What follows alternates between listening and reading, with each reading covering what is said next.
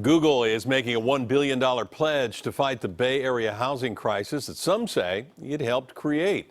KPIX 5's Kiet Do explains how Google plans to use its own property to fight the Silicon Valley squeeze. So the widespread reaction can basically be summed up like this. This is great news, but it's a little vague.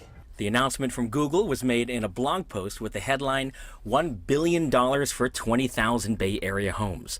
Over the next 10 years, Google will convert some of their office and commercial space for residential housing.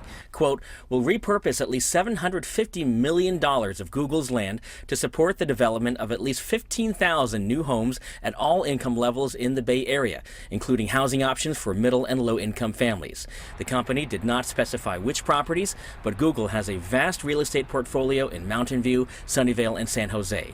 What's more, Google says it will, quote, establish a $250 million investment fund so that we can provide incentives to enable developers to build at least 5,000 affordable housing units across the market.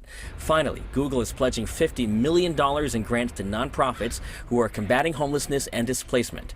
CEO Sundar Pichai wrote, we know our responsibility to help starts at home. For us, that means being a good neighbor.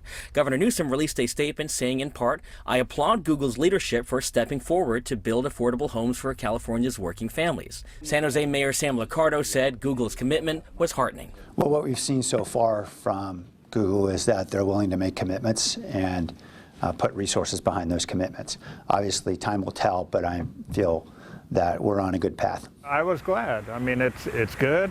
Anything which gets added to housing is excellent. Sandy Perry of the Affordable Housing Network is one of Google's most vocal critics, Brick by brick, wall by wall. Who, by the way, chained himself to a chair inside San Jose City Hall last year in protest of a Google land deal. I'm not critical of Google because I hate Google. I'm critical of Google because what they do creates displacement and it creates a need for housing.